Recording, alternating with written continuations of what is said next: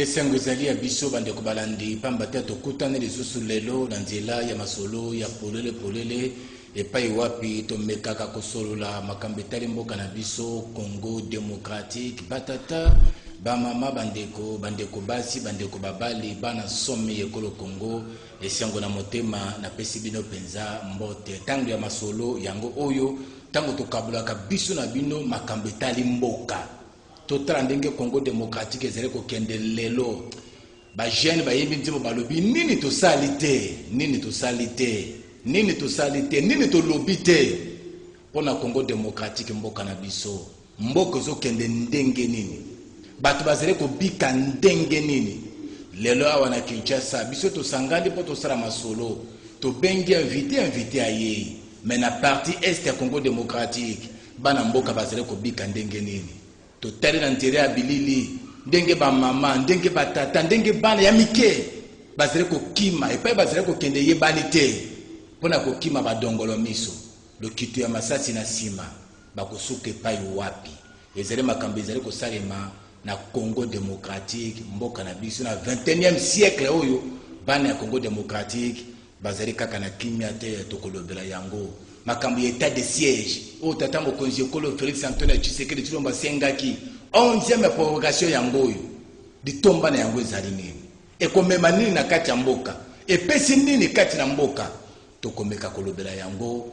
na masolo ya mokola lelo rentrée scolaire bana bazonga kelasi pamba te Congo ya lobi bilenge bana bango nde bakokamba yango me kelasi yango ya lolenge nini kelasi yango ya lufu kelasi yango ya ndenge nini tokomeka kotala yango embouteillage na balabala ya Kisasa ekomi likambo ce qui va pêcher au rendez-vous à molongo 4 heures avant pour embouteillage ekomi likambo na Kinshasa solution ezali penza nini ntalo ya biloko bya bolei mikolo tikali ya kotanga tokoma na suka ya mobu bana ya Kisasa bana ya Congo démocratique bakosepela kaka maboko na matama bakolekisa yango kaka na méditation tozela kaka suka ya mbula po tolia malamu ntalo ya biloko ya kolia ekokita te ezali makambo maye tokosolola lelo elongona moko ya bilombe balobeli ya bana mboka avocat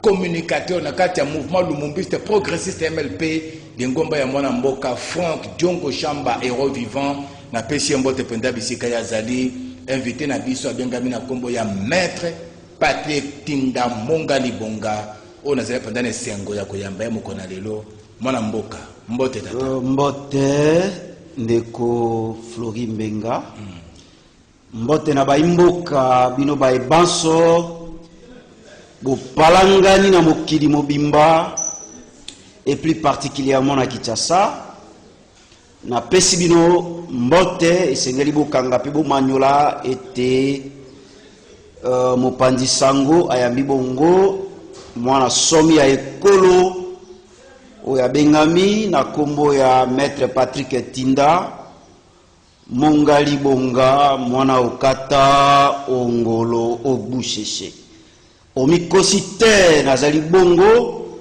moko na kati ya mouvement puisque c'est un mouvement lumumbiste progressiste parti cher ya mwana mboka Franck Diongo héros vivant on a kopesa mbote soki azwi bongo libaku ya kolanda émission eye aussi na ba MLP baso ba cadre tout comme des militants. Voilà maître Patrick Tinda question ya curiosité to monoko ba mumpe bazaka mingi soki muta koti alandi malakise pe ya ba mumpe abandili kindolike akeli kindoli nene tango kokula bonganga elobeli na bango ezaka à peu près ndenge moko na ba mumpe on dirait pe na MLP semence wana ezali koyoka bana MLP tango baloba koyoka penda que Franck Diongo azana kati na bango eza ndenge école ya MLP to ezali mwana mboka maître Patrick Tinda oyo ba ko benga ye mwana suka tout simplement puisque nazali mwana ya suka oyo mwana mboka héros vivant abotaki ya mbwete bakanga ye akoto bongo na ndako yindo ndeko journaliste bakoko baloba ete mwana alanda kobe lokolo ya baboti. Bongo nazali mwana sur le plan politique, mwana ya héros vivant. Bongo elobeli ya mwana mboka Maître Patrick Tinda ekoki kokesene te na tata oyo aboti ngai politiquement, puisque nazali obe na se ya makolo na ye na koyekola politique na se ya makolo na ye. Bongo pona limola na mutuna na yo na kokiko kesene na tata te na kolanda be ndakisa ekela eye na malakisi matata na limoli na mutuna na natende botondi Maître Patrick Tinda ale tokoti na masoko na biso makambetali to banda makambetali en sécurité maître. Finalement mobulu na partie est ya Congo et comme le kola poso il ata mosunye kabona kate et comme le kola linzaki il ata mosape kabona kate. Est-ce que ba congolais to sali bala na sécurité na partie est ya mboka na biso kekoki ko silate Maître Patrick Tinda? Oh, merci ndeko journaliste.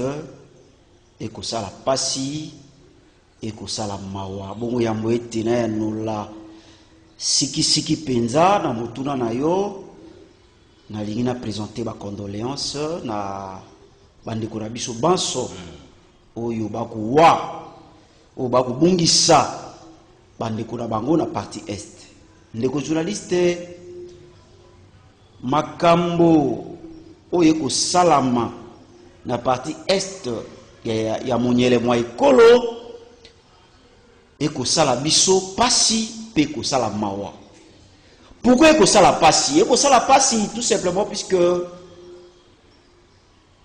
sima ya bomanyoli toko mituna nani oyo akoya kopesa solution na makambo mayema ko sala na partie est.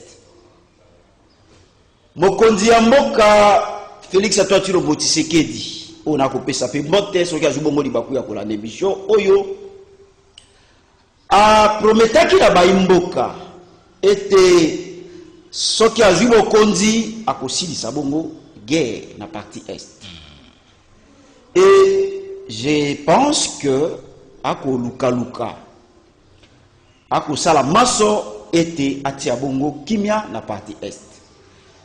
Ma eloko esengeli biso bai congolais to kanga peto manyola guerre bitumba oyo ko salama na eteni na monyele mwa ekolo ndeko journaliste na lopoto babengi yango une guerre cyclique, c'est-à-dire elikolo ba ete ezali bitumba oyo eko salama na eleko songolo bakala moma moko esili e moma mosusu bazongi lisusu e moma balimwe et aussi bitumba wana baye bako poser ba acte wana misusu bako mona bako mona na te.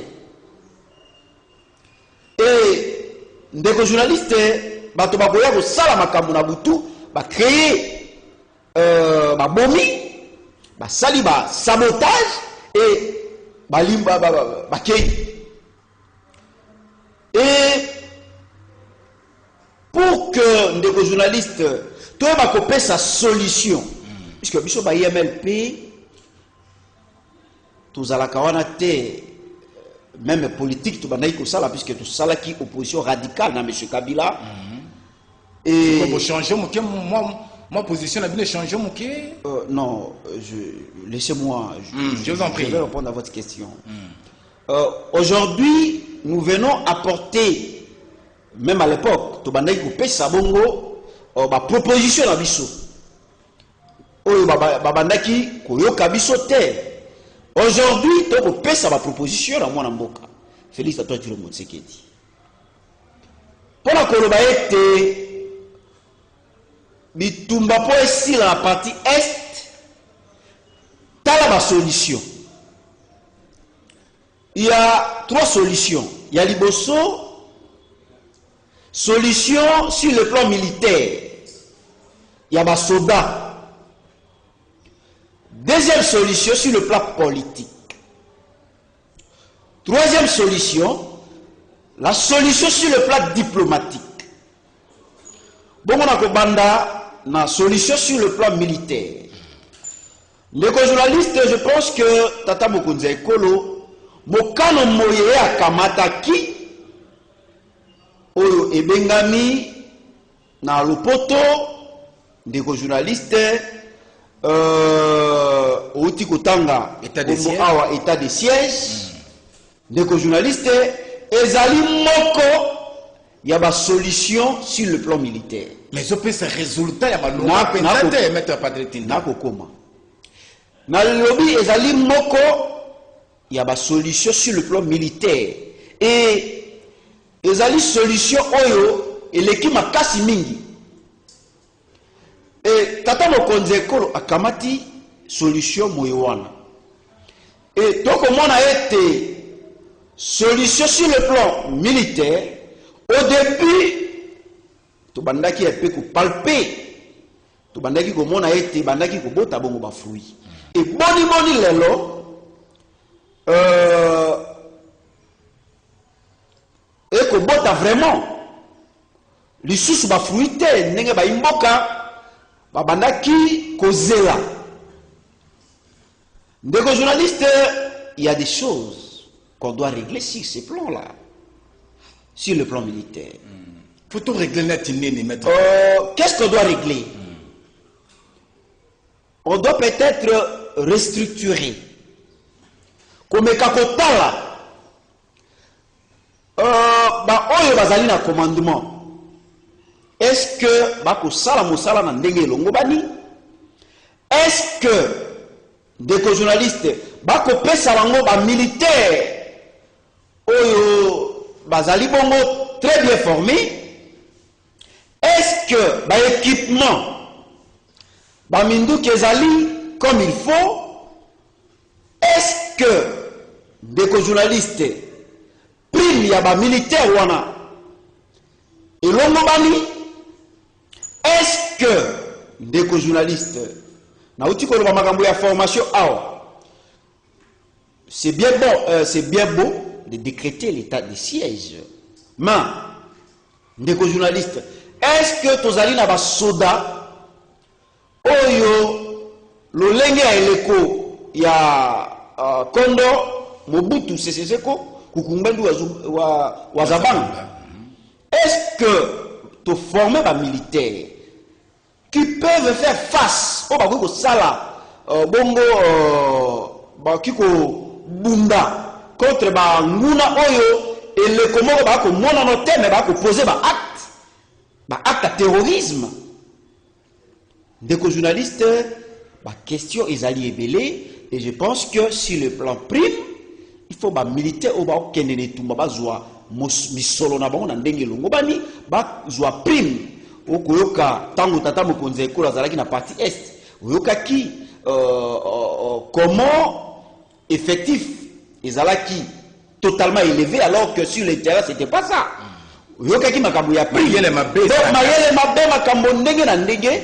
Nous devons réfléchir d'abord par rapport à l'origine de la crise, origine de la guerre, et qu'est-ce qu'on doit faire pour y remédier. Na pêche ba solution sur le plan militaire, yango pour l'état de siège, sur le plan politique, qu'est-ce que nous faisons? Des journalistes, c'est bien bon, il y a besoin beaucoup dit, mais ndenge nini toko yangela Bokonzi yango mboka boka imbela ete bayi congolais nyoso bazali na makanisi malamu baya basanga na elongo po ete tombola ekolo yango wana basanga na kata union sacrée de la nation zela na ko chité. Est-ce que mbela ya Tata Mokonzi Ekolo jusqu'aujourd'hui ezali respecté puisque tout yaki na union sacrée pour d'abord peuple nyokwa mingi peuple fa sepela peuple a CP là, tu combattais qui M. Kabila. L'élo Kabila n'est plus. biso ba MLP to combattre libala ya FCC na cash. Pour que tout le monde qui que et ben il porter ba germe ya crash. To combattre yango jusqu'à la dernière énergie. Aujourd'hui Kabila n'est plus. Il y a un gouvernement de warriors. Otoko tala toko manula. Est-ce que gouvernement va benga ki de warriors bako sala mosala yenge bene souci ya peuple kolandisama na attente ya population biso ba MLP tozali te na gouvernement mais de journalistes toko tala toko manula. Nous sommes pas là pour comme nous ne sommes pas des pessimistes, nous sommes des optimistes. To Waka Kimbela, to Lobaki après que Tata Mukonza Ekolo pour nommer ba ministre, to souhaiter que ba bonne chance. Puisque nous ne sommes pas des pessimistes, nous sommes des optimistes. Donc tala makamo de manière positive, Et to senga ki la bande koana, ba sala mosala pour être peuple na biso ACP là. Peuple ACP là, mais si mon ami Kolo, maître Patrick Tinda, si mon ami Kolo, si mon ami Poso, si mon ami Sanza. Zala tana nzala, mais vous avez sika ya kolala, vous avez sika ya kofanda. Non seulement ya kolia nanu ezami ndondo, ya kolata pasi, ya kotangisa bana ko mono note, batu bazanga ne sika ya kofanda. Batu bakomi ko kima, bakomi ko préférer refuge na kati ya zamba na mboka na bango moko. Maître Patrick Tinda. La situation a boy. Pendant que tu réfléchir, pendant que tu as la politique, tu as la diplomatie, bande ko na biso, bazali ko kamba na pasi o elekele bango Maître Patrick. Les journalistes, eloko moko na ko ibisa ba imboka. Eloko esengeli bakanga pe ba manyola superficie oyo ekolo na biso ezali na yango ezali euti bongo décision ezalaki eutaki na conférence de Berlin et tika ngai na yebisa ba imboka ete na conférence de Berlin ndeko Flori Mbenga azalaki te Maître Patrick Tinda azalaki te congolais moko te a participé na conférence de Berlin et bato misusu ba décidaki na place na biso pour être to kamata to bénéficier de la superficie tozali na yango. Et laissez-moi vous dire que batoana oyo ba décidaka et sengelo ba ete ba mindele ba yi politique ya mboka na biso ko le quand même ba yi congolais et batoana ba yebi ete po to kamata to zwa superficie tozali na yango et utaki na conférence de Berlin. Et nde yango na ebisio ete makambo ya RDC bitumba yo kosalama na partie est et kosenga d'abord sur le plan politique ba congolais ba se mettre autour d'une table. Lelo yo to sengeli sur la politique ya koboya kobenga na ba misusu de manière cavalière te. Mais ceux qui boya qui bo sangana biso et que makanista bino bala na biso te to kobenga na bino pourtant to zaka bokonzi bo zaka na biso te. Ndeko journaliste nde yango ekoboma ekolo. Oyokaki na eleko ya tata Mobutu koloba tata bo moko ekolo bo moko na lisanga nde to kosala ekosala force ya bayi congolais. Soki tozali lisanga te. Laissez-moi vous dire, bandeko oyo na ebisio, bakoko ya bato oyo bazalaka na conférence de Berlin. Oyo ba décidaka ete tozwa superficie oyo. Oyo babengi bango ndeko journaliste les multinationaux. Oyo ba financaka bongo ba guerre ya Est, puisque Congolais moko te azali na mosolo, puisque guerre ezwaka 1 million par jour. Po ndenge ozali wana ndeko Flori Mbenga okamata mokano ete okende kosala guerre na Est esengeli ozala misolo ya solo po ete guerre moto akosala guerre adepasaka 1 million par jour pour faire la guerre. Et laissez-moi vous dire qu'aucun Congolais, même bamboka ya bapaya bato moko te bazali na misolo ya kosala guerre na Est na monyele mwa ekolo ezali ndeko journaliste ba multinationaux oyo bazali na souci ete ba piller richesse ya ekolo ete balkanisation esalama po ete bako talabino de journaliste comment boko yangela ekolo, comment boko sala politique. Quelquefois il y a haine, quelquefois il y a koloba ete tozwa ki pouvoir biso moko bino bozala kite, il y a ko exclure ba misusu de journaliste bango ba ko profiter pona ko ya sima ya ba mécontent. Il y a bato oyo bazali mécontent pour ete ba financer bango. Et qu'est-ce qu'ils vont faire? Ceux qui sont allés diviser, on dit diviser pour mieux régner. Très bien. Pour diviser biso, pour être bango va continuer ko dondoa, va continuer ko piller richesse na biso Bongo ya Congo. Na monyele mo ekolo, ba luka comment ba ko sala pour être ba balkaniser ekolo. Merci beaucoup wana makanisi ya maître Patrick Tinda, communicateur na kati ya mouvement Lumumbiste MLP oyo kambemaka na héros vivant Franck Diongo Chamba oyo moka tozalaka na mingi mbaleleki kasi mikolo oyo abwaka biso aboya biso na yebaka te mpona likambo nene Franck Diongo tolobi makambo etali este ya mboka na biso Congo insécurité. Est-ce que état de siège prorogation mpona mbala ya zomi na moko eza lisusu na ntina Patrick Tinda en une minute? Ndeko journaliste soki sur le plan militaire, sur le plan politique et diplomatique, sur le plan diplomatique, ndeko journaliste toko comprendre le côté tous allons bien zunguluke ata to proroger tina 15e ata 100 000 fois état de siège, ce qui te cerner le vrai problème t'es ndeko journaliste toko continuer ko proroger et guerre et continuer dans mon élément écolo.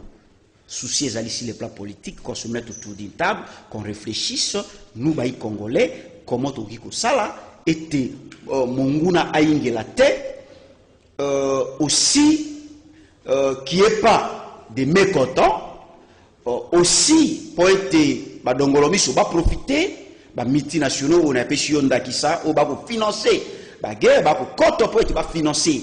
La guerre dans mon élément écolo, des journalistes, laissez-moi vous dire qu'il n'y aura pas une solution, on va continuer bien à zunguluke, et là, comme on a une solution, on va malonguer, vous avez des on va continuer pour être multinationaux, on a basé dans la société, nyamu, et la kana mon élément écolo, pour être bango bakoto, bapia kabongo, écolo. Voilà. Qui la partie est, comment, chinois, bakangi, espace, mabele, que balingi tete, même un ministre national aingela à quoi tate au komona ke makamuna ebisio ezasomo pe ezali solo ezasomo mingi maître Patrick Tinda tulobeli makaba parti est total la rentrée scolaire éducation ya bana na biso lelo soki to bengi maître Patrick Tinda na masolo oyo poto yebiti azali moto alekaki sur le banc de l'école azwaki mateya alandaki yango na bokebi afandisaki yango na bongo na ye lelo azwi esika na kati ya mboka pe tobiangi ye po tokabula makanisi na ye na masolo maye kotala lelo makambo etali malakisi ya bana rentrée scolaire ndenge yango ezali kosalema lelo ekomi ya matindika bana bakei balakisi balabi tokotangisa te po tozwi mosolo te bana bakei talo minerval mati to mona ngolobi na bitelo mususu awa ezalaki na 710 et mati na 910 $. Bato bakomi na pokoso na lolenge loye maître Patrick Tinda kelasi ya motindo oyo est-ce que c'est ko garantir avenir ya malamu pona bana bisulo lo bezali ko ya? Merci ndeko journaliste na lingi ba imboka bala nanga na bokebi outi ko loba awa ete soki lelo ba ko benga ngai maître Patrick Tinda avocat ben c'est tout simplement puisque na leka ki sur le banc de l'école yango ezalaki na bato moko ba se sacrifier ki po ete maître Patrick Tinda lelo ayeba ko loba lopoto ayeba ko koma lopoto pe ayeba comment aki ko se défendre na société des journalistes et ko sala pasi et ko sala mawa eloko nakoki koloba par rapport ya motuna na yo. Vous savez, la politique, oh lelo, n'importe qui peut venir, puisque ebele lelo ba ko ya la politique pour la konduka misolo. Ebele ndenge père politique nangai a qualifié qui bango des arrivistes, des opportunistes. Et belé, même dans le gouvernement, oh bako benga des warriors, bako sunga tata mokonza ekolote. Tout simplement puisque bazala qui préparait peut-être na fonction bako qui pétait. Et les autres des journalistes, puisque la majorité, il y a gouvernement, ils allaient au même bateau de combattre qui est FCC. Puisque Bazali, soi-disant, on a député Belé. Kazaka a union sacrée. Et est-ce que Bako Sunga, Tata Mokonza Ekolo, des journalistes, Maïto, comme on a ça la passi, tout simplement puisque Toko Mituna, avenir il y a Banana Bisso. Avenir, il y a Baleki Nabiso et Kozala Boni Boni. Et je pense que Mokano Moetata Bokonze Kolo Akamataki pour la gratuité, Batonyoso, Babeteleki et Maboko. Mais on doit se poser la question, est-ce que c'était le moment? Est-ce qu'il fallait qu'on soit décision en Alombangu? Ou soit il fallait mûrir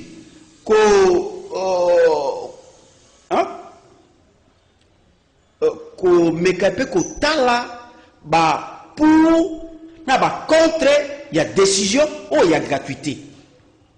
Est-ce que esengele kité to kene nango molo molo to kene mbala moko alors que à peine moi namboka Félix Atotiro Muzeki d'Aouté ko Zobokondi est-ce que esengele kité a maîtriser dans nos pouvoirs atala est-ce que mbala moko il faut ko kene gratuité lelo oyo donc on a été gratuité et simbate et simbate pour nani tout le bate était bandeko église catholique bako sala maso été gratuité et échoué non ndeko journaliste bandeko la biso église catholique je suis catholique bandeko la biso église catholique ba tongoloki ba manyolaki ba moni était poète enseignant sala mosala na ndenge longo bani esengeli na ye azwali futi oyo pe elongo bani nde yango banai komona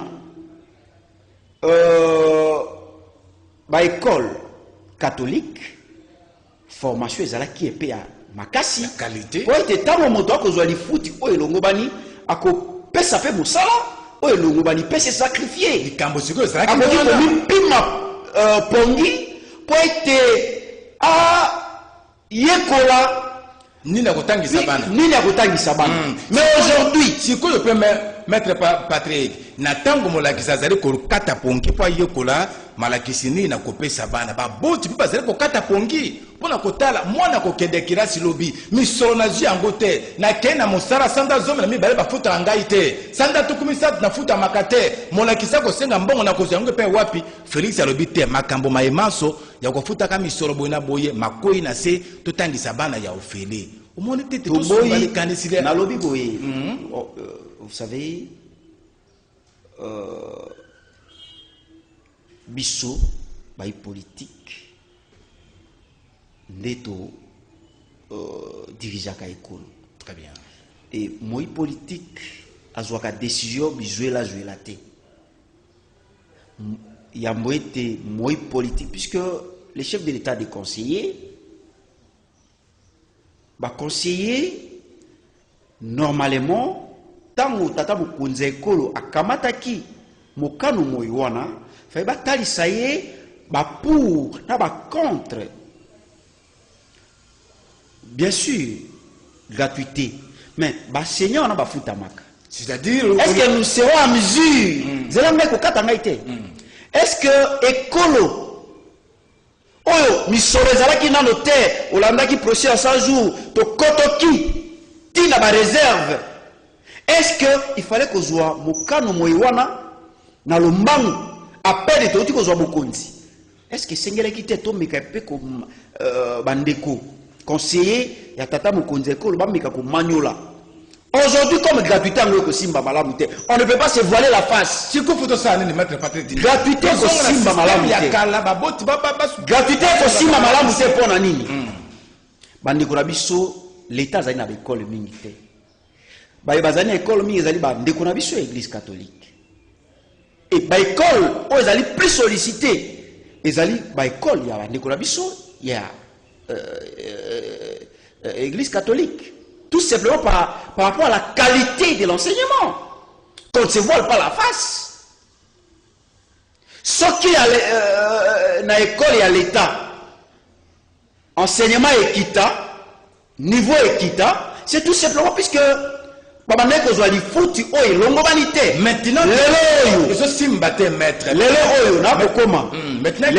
gratuité ko simba malamu te. Oui.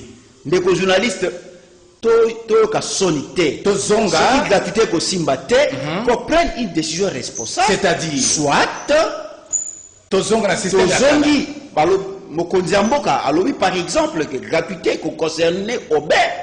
Bana oyo ya première année na deuxième, premier to kene nango progressivement. Et je pense que ça peut et ko pesa quand même solution. Soit to ka sonité, to ba être gratuité, simbité, to tia mona no mopandi, to bongisa. To pesa misala na ba ekolo, to bongisa salaire lifuti ya ba travailleur pour être bazwa bongo ndenge nini bakoki kosala po ete bafuta ba frais scolaire ya bana. Merci. Que boye toko risquer na soni wana ndeko journaliste année ko risquer za l'année blanche.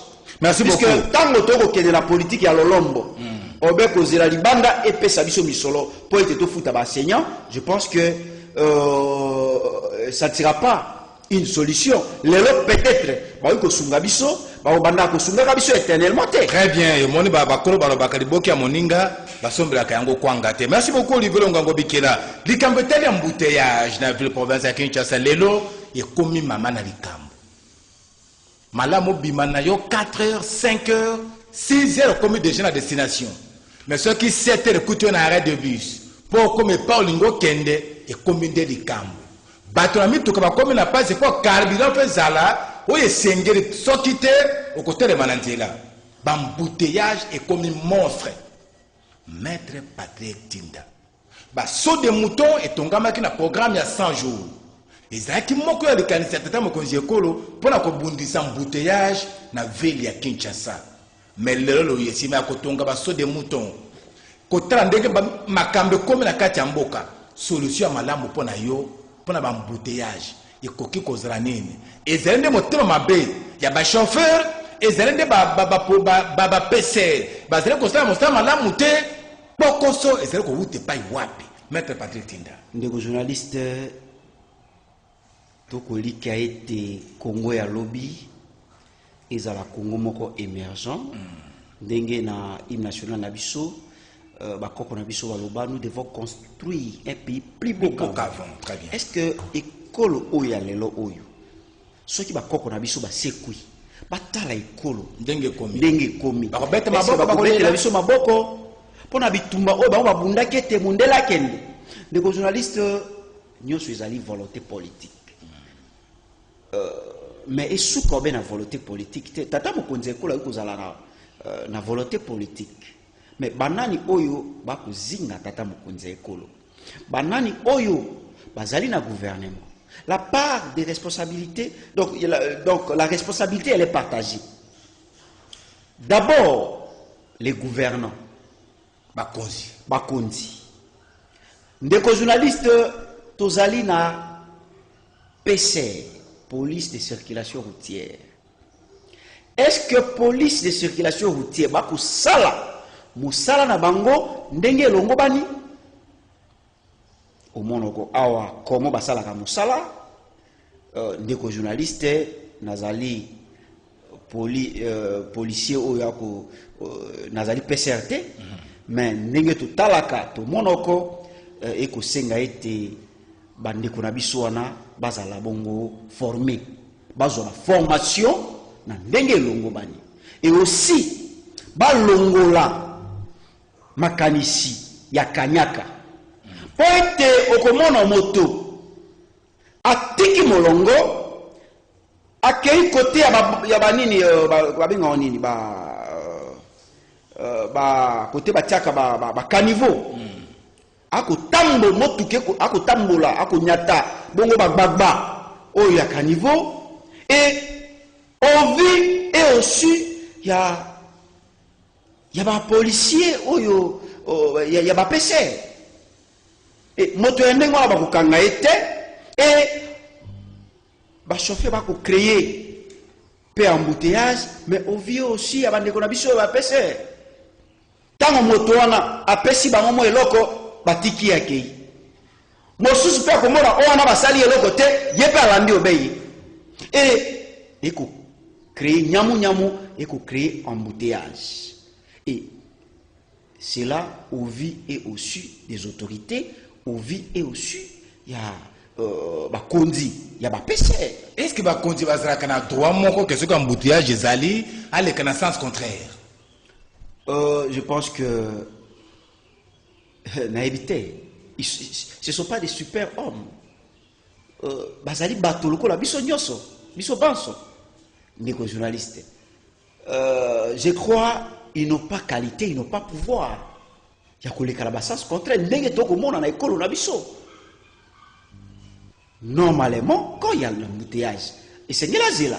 Ya mwete yakoba mokonzi azalaki pe beloko la biso banso.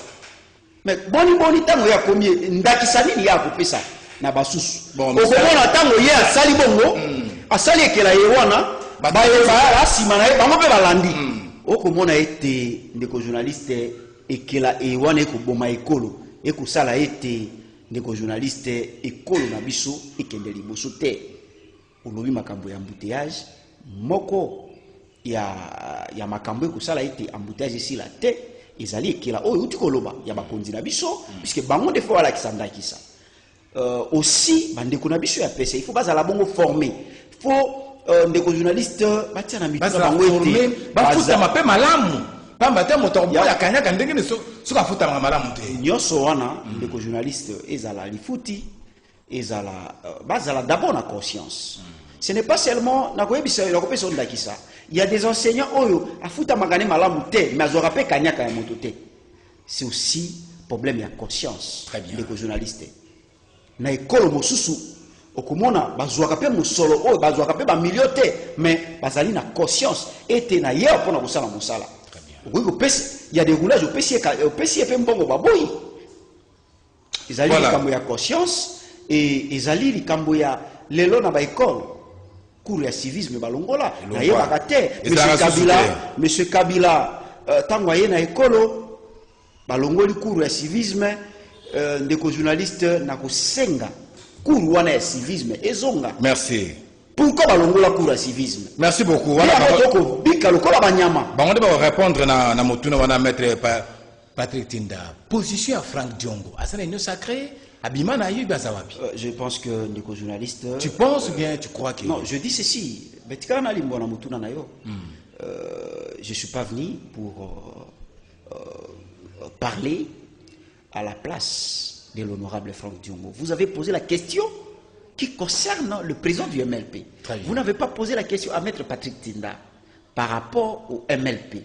Comme vous posez la question à l'honorable Franck Diongo, tout à l'heure, où tu koloba awa, qui a koya li susute. Bengaye, kamata micro na yo kende, monaye, otuna mituna mas. Voilà. Je pense que moi namboka héros vivant, akoya nula yo, na lingina lo na chité. On a koloba boy.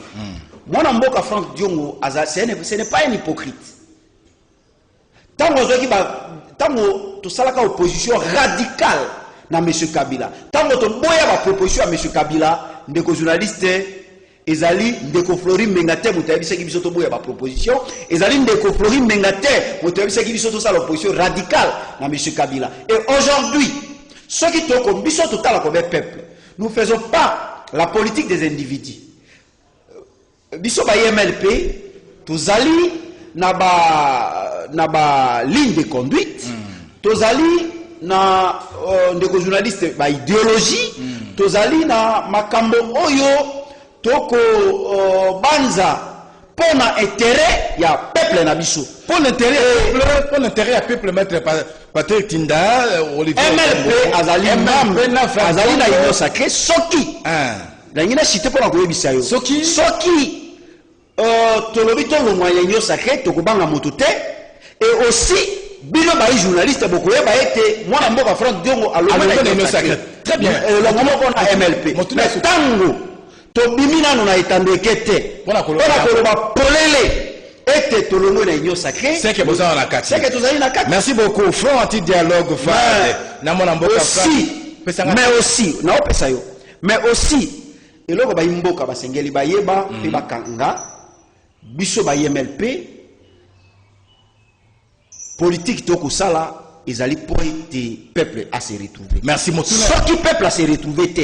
Je crois que nous allons prendre des Motuna suka ya on de reçu cette émission na biso makambetali ntela bloko ya kolia atambala ya sima pongo na biso vraiment yango ane sili fond anti dialogue FAD longo na mwana mboka Franck Diongo Chamba to bundaki na mosala wana penda elongo na pese penda longonya Franck Diongo Chamba héros vivant na tonde botondi nde na makanisi yango l'état ya lobby ya Joseph Kabila Kabange tobenga ki yango l'état moloki ya peuple l'état moyini l'état mobomi l'état monyokoli na zongi siribino motuna yango maître Patrick Tinda tango zele kotala l'état ya lelo ya Félix Tshisekedi Tshilombo ezele l'état moloki l'état mobomi l'état monyokoli to l'état motungisi ya peuple yango pe le bano ya suka. Je pense que ndeko journaliste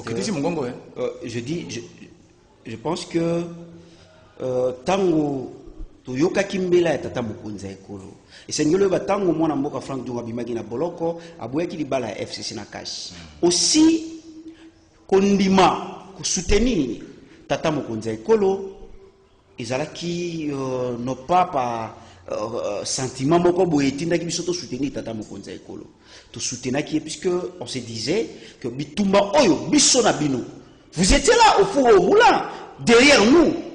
C'était pour que le peuple a se retrouvé.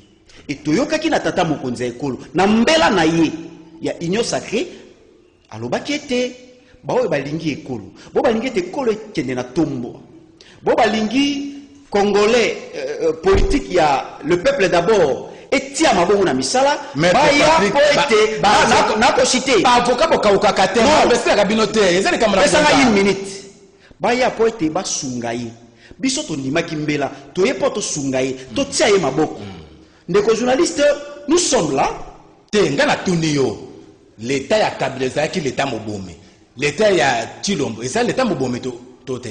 Je dis ceci bientôt je pense qu'on va se décider par rapport à ça. Nous sommes en train de réfléchir. Non, nous sommes en train de réfléchir.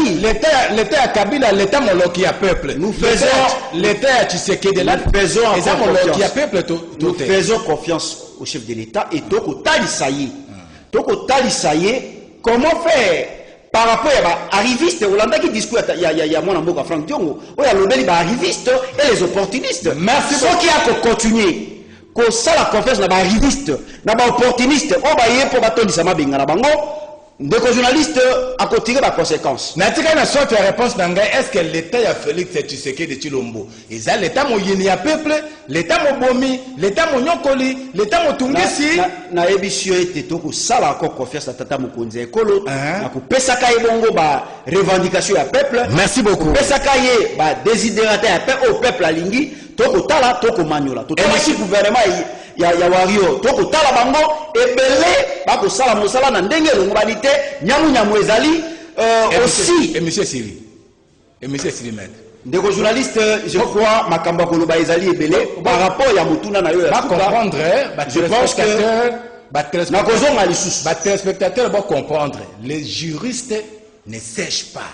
Nalobi na kozonga lisusu to manyola par rapport ya mutuna na yo. Très bien, wana kozala peut-être na poste ya sima ce qui ko la pesi biso makoki ya kozala bon moi azraki maître Patrick Tinda communicateur P4 au cadre na kati ya mouvement lumumbiste progressiste MLP lingomba ya mwana mboka Franck Diongo Chamba vrai tshisekediste bana penza bakola ba yekola politique ba bunda na sia makolo yankonde tiene Tshisekedi wa mulumba mwana mboka Franck Diongo Chamba okosala nga plaisir ya makasi penza soki tokoyamba olususu na masolo ya polele na kolinga ndeko Flavien pa azala po Eliezer atika biso comme député national ndeko mosusu azala totuna Franck Diongo Chamba mutuna oyo est-ce que l'état Jacques Félix Tshisekedi eza l'état moyini ya peuple mobomi to monyokoli ya peuple yo mokondo correspondre biso na motuna wana maître Patrick Tinda loboko na motema na tona émission Siri maître émission Siri journaliste Natondi Obotondi je crois moment ekozala otokozonga devant peuple to ebisa soki l'état ya Félix Tshisekedi ezali l'état moloki ou bien ezali l'état pour le peuple ou contre le peuple. Merci beaucoup Olivier Ngango Bikela matondi na yo posa na sima ya caméra pour la kokamata bilili ya masolo ya mokona lelo matonde mingi na Aleka Bongo Mobo zaki na ngambo ya Régie d'antenne ilongona Christian Banzolo Fiston Atunga Bruno Ndinga pe Dieu merci Kifu sans oublier Jacques Wandenga Boise le vieux sage mwana libenge ya soro penza botonde na yo Dudu Montiri Hamilton Jacobi to bosene pe yote Romain Makonda Mbangi Makanga oyo bazela ko kamba biso na masolo oyo émission lelo comme na suka